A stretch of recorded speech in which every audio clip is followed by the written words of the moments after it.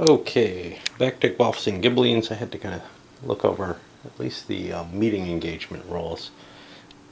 It's been a while since I played. I threw 2 more games in between, and then also that's a kind of one-time thing that happened at the beginning of the game, and then it doesn't. You got to get kind of used to it. So, if we remember correctly here, rivers are impassable. The bridge, I guess, is going to allow movement during this phase, so I can cross that bridge. I still have not resolved whether these rocks mean anything, but these things are most definitely hills, rather than the smudges which the rules seem to indicate. Let's take a look at this scenario. This is Benevento, 1266.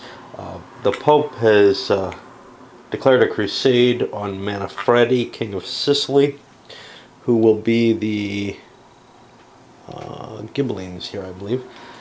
And Charles of Anjou is obviously related to Louis IX, invading Italy here and forming the his victory here kind of helps form the Angevin kingdom in Sicily, taking it from the Imperials and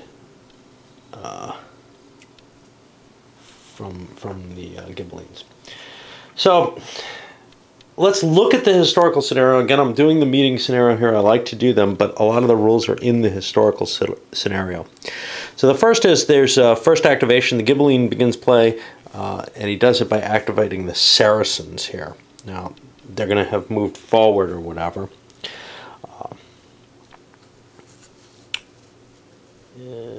The archer, he's allowed to do a move of the entire unit, regardless of how many order points he has there. And then at the end of the activation, the archers are going to get a free fire order as well. Now, in the meeting engagement rules, that's only going to happen if they are the unit launching the attack. But it's kind of cool because they're all archers, actually. So everything except the stuff on the board is going to be in reserve. De Montfort, his reserve can be activated only... By the way, that's Simon de Montfort, where I have the Berg game Simon Says. I don't know if this battle is one of them, but it covers a couple of his battles. He can be activated only after a Guelph army has been eliminated, and he doesn't come in until here. Well, he comes in the first step of that. Charles and Guerra coming in the second turn, and they have hexes that they come in on, which we'll see as it evolves. They can only be activated after the Battaglia de Montfort has been activated. The first time one of these two is activated, the other loses its in reserve status, and you're only going to get 1 bonus to your command ratings for that. So they kind of count as 1 Battaglia. Robert is the final of the Guelph forces. He can only be activated after Charles and Guerra have been activated. Okay, now to the Ghibelline ones. Giordano Lancia. Let's try every pronunciation I can imagine. Lancia, I think, is correct. The Battaglia of Giordano may only be activated after de Montfort has been activated. Galvano Lancia may only be activated after Giordano, and then Manfredi may only be activated after Giordano as well. So I can take either of these two in the order I like. And they have the full advantages of coming out of reserve. Now,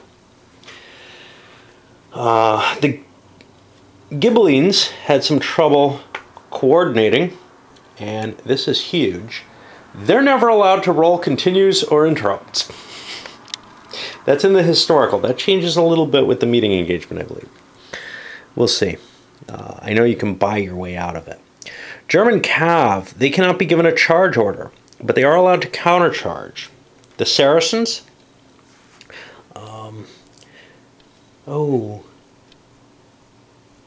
there's also Saracen Cav? Wow.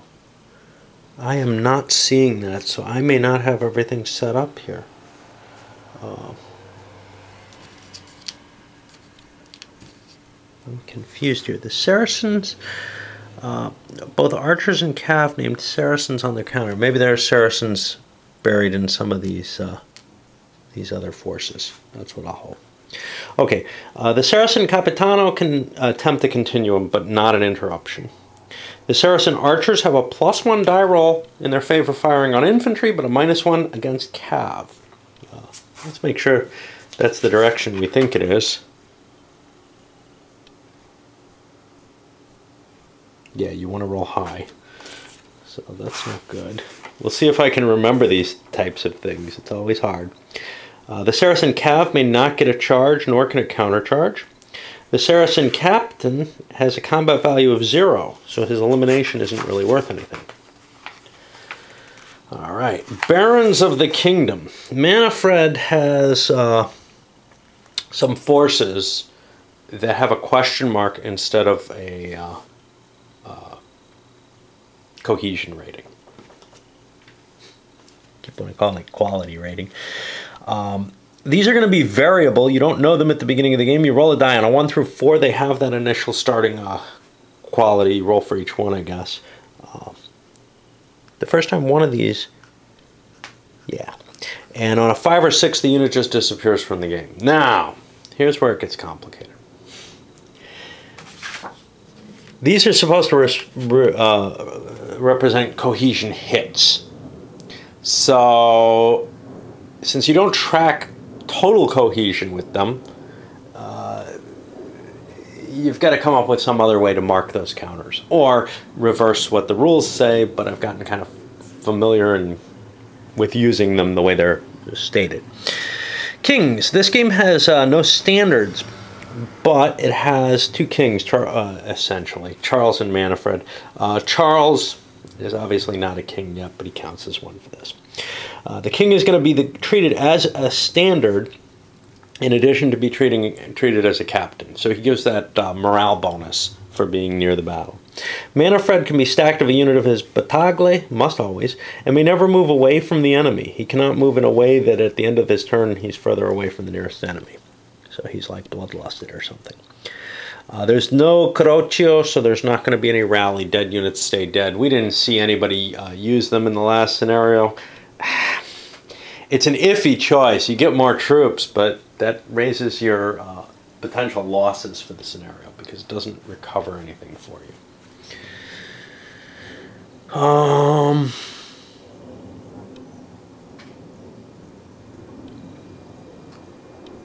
Where else am I here? Victory.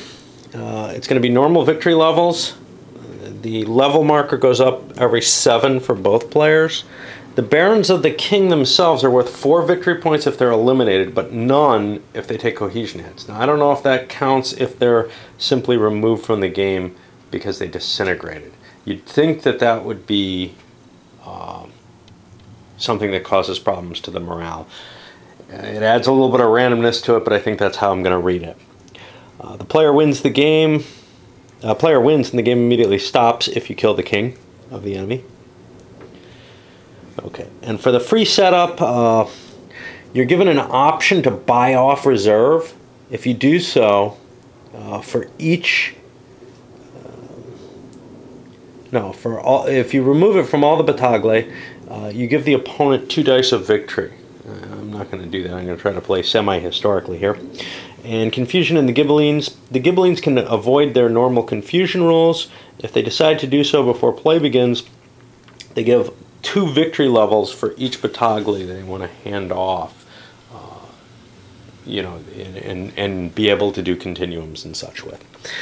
The Saracens are their special first attack rule is only used if they're the first person attacking, first battaglie attacking.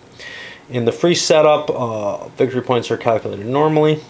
However, the victory levels change from 1 per 7 to 1 to 8, which I don't think makes much difference. Alright, well, let's get started. To open things up, the Guelphs open up. Well, the quality of command in this game, the Saracens aren't bad, but here for the Guelph leader is not that good, and I believe that roll of 9 means, hey, I'm not going anywhere unless I take a fatigue action here. right?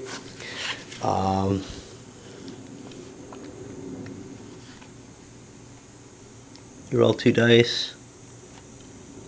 Yeah, so we're not going to be seeing the Guelphs move in the first phase. We'll see. Maybe nobody does.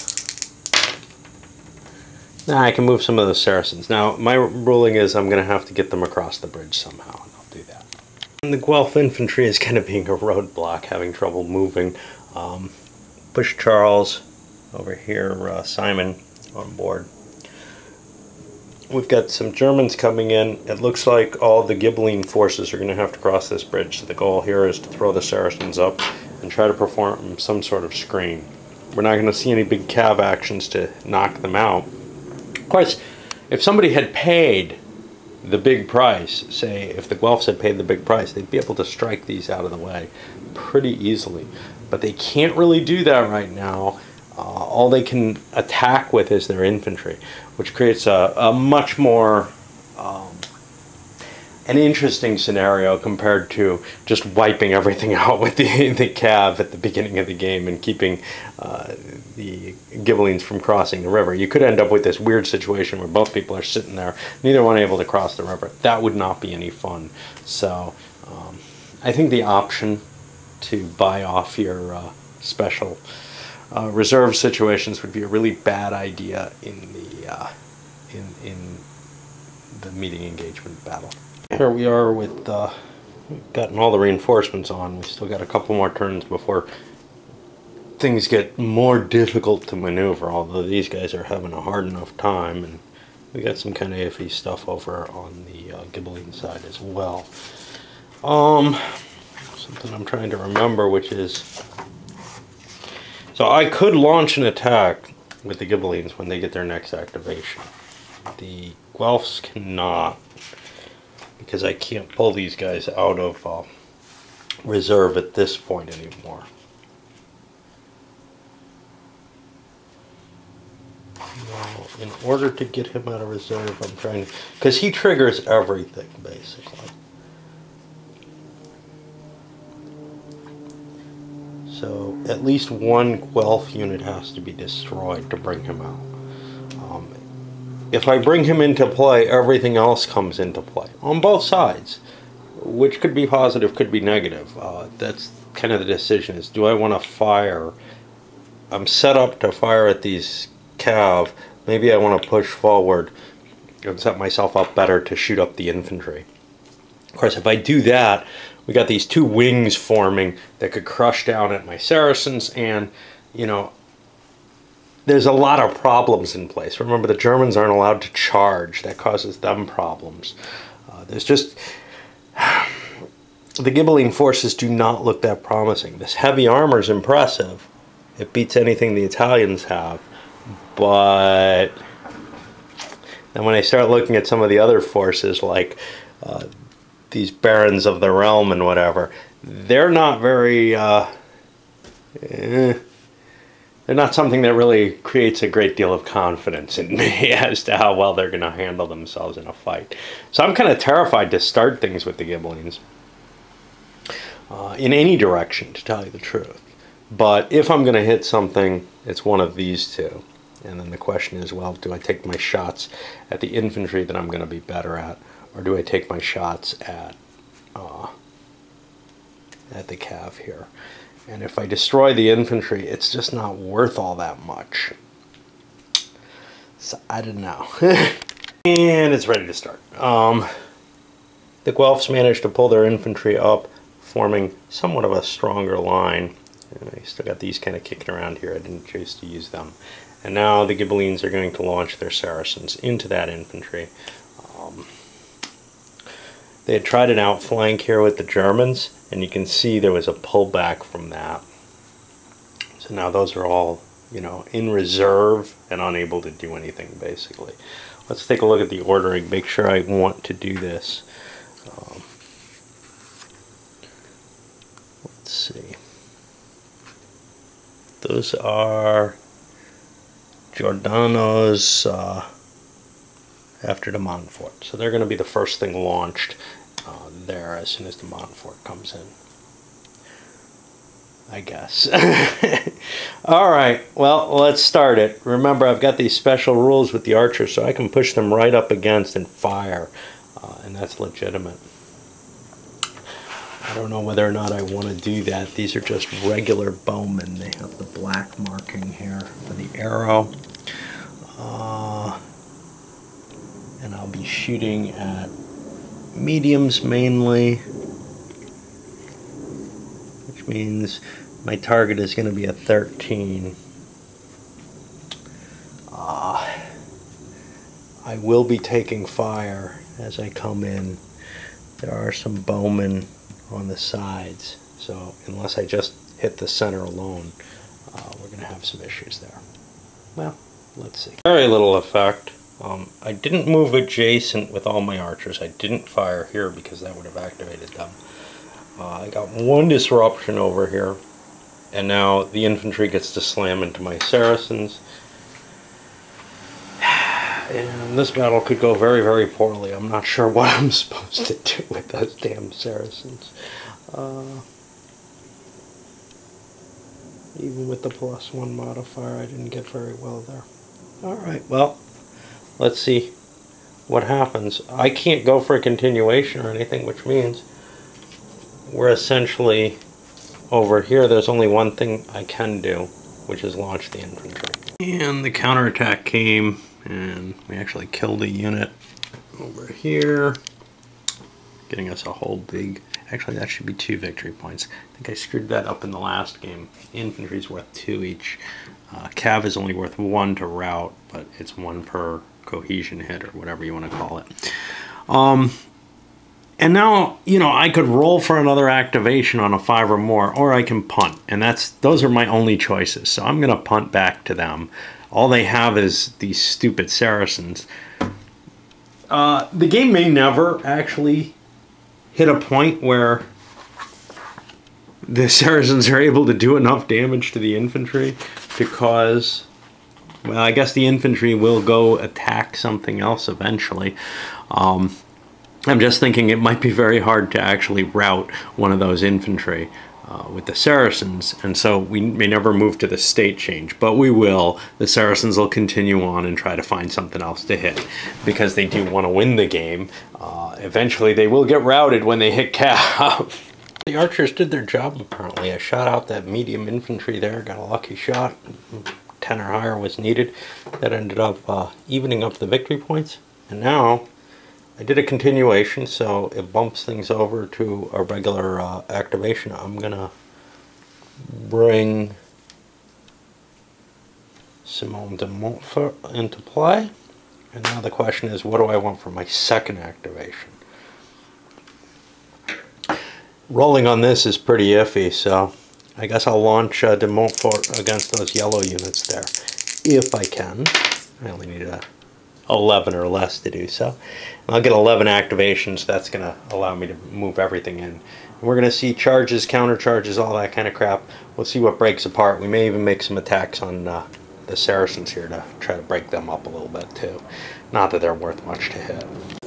And de Montfort's attack pretty much kicked ass. He slammed into these yellows, into the Ghibelline, the blue-yellow line ones.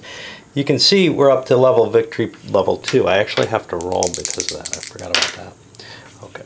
Very little chance of getting an increment there, but as you start to snowball that thing, it gets impressive. Now, here I have the choice. I can't activate this again.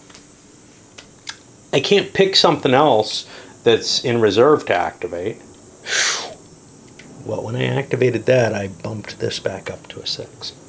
I could make a roll for that, and that would be the equivalent of a punt, and that would allow me to kind of wipe out some of these Saracens. You see my dead pool. I've killed quite a few enemy units for that one that got routed. On the other hand, the chances of that succeeding are fairly low. So I don't know. Yeah, that's still allowed. I lost the Saracen leader. His space he got routed, so he got captured. Yeah, I just don't know if I want to move my infantry forward at this point. Take a risk at that, or punt. If I punt, it means the Germans will be activated. They can't go for a continuation. In fact, the only thing I can continuation with is the Saracens, who will, of course, fire if that happens. So yeah, I'm going to take a shot with the crappy infantry that I have, and I don't get it, which means we get a basic activation over here for the Germans, which I'll certainly be taking them into the game. They're these guys, and now I can try a continuation over here with the Saracens. They're the only people I'm allowed to continue with, so we're going to see some gunfire or bow fire there. Activation by Charles and Guerra. Charles comes storming in, kind of pounds into the German cav. You can see mixed effects there, really. Gained some ground here, nowhere else, even though I had a 2-to-1 here. Wasn't able to really get anything off of it. I think I kind of screwed up on my pulsing. I think I took an activation of Charles and Guerra, which then a continuation, and then I think I rolled another continuation for Charles. I shouldn't have done that. Should have been on someone else. But I would have succeeded on the someone else, so I'm just leaving the charge there as it was. I forgot to count these, though. I'm always worried I'm going to lose the victory points in something where there's, you know, so much bookkeeping on this little track. It's tough to do. Every casualty counts, you know, on the track. That makes it more difficult. And you know what I forgot? I had 2 activations where a 2 would have swung things over, so I'll roll that real quick. All right, and now we're punted back over here. Now I can start either activating things, which is probably what I'll do, is take my free activation. These got attacked. They're active. Take my free activation on my other unit, except that won't boost my Germans up, so I may want to hold off on bringing that reserve in. It's not like I really need it in the combat yet. It's not like I really want it in the combat. It's really a dangerous unit in terms of victory points, with all these 4-point units sitting around that might not be worth crap. The Germans got their counterattack in, and that was somewhat effective. You can see we've got victory points, and again I forgot to roll for one of the 2 times. Okay.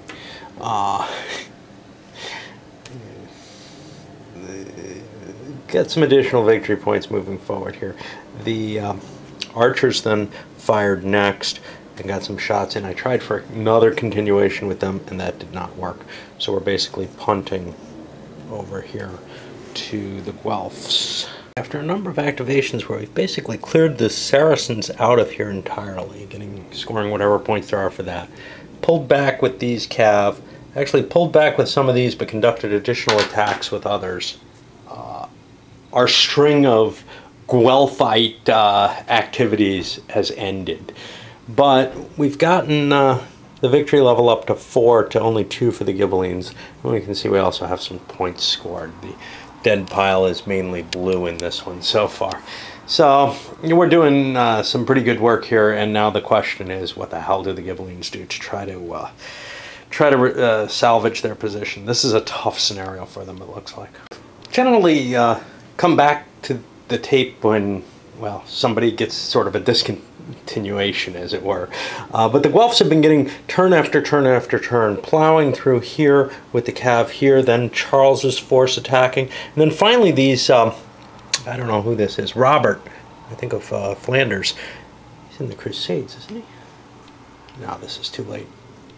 Third Crusade, yeah, I think that's the same guy. Ends up pushing through here. Now, I've used up like 6 activations on all of this, and in addition to causing more casualties than I took, things kind of reached that tipping point, and we're hitting here. If I roll an 11 or less, it's over here. And indeed it is, as we push into the 12-point turn. So, I mean, a little bit of an attempt by the Ghibellines to try to move in this direction, and you can see Galviano, I think it is. His whole force was pretty much wiped out, by surrounding attacks, and then here you didn't have the surrounding, but you had the attack pushing here and then an additional movement over here that didn't really have to put a lot of force in. But being able to outflank and smack something from two directions, that's potent in, you know, any reasonable design, and it works well here. And this went by real fast. I don't know what to say. It's a very quick and smooth system once you kind of get the hang of it. I think at least as quick as Men of Iron's system is, even though it's got the extra little casualty markers. They don't recover or anything. So it's kind of more like a simple Great Battles of History on that. And most of the other stuff, yeah, you got to flip things over when they disrupt, and, you know, if you take the effort, you got to undisrupt them. This is probably a really one-sided battle from what I can tell of it. I mean, it doesn't seem like the Ghibellines have any chance on this. Anyway, I'm going to load this one up, and Jesus. I was hoping to do something rather large, but I wasn't expecting these to go as quickly as they are. So I may actually slip the final battle in before I do the thing that I wanted to do in between battles, because I'm really not in the mood to do something tiny in between them. I got my Euros fix out of the way, I guess.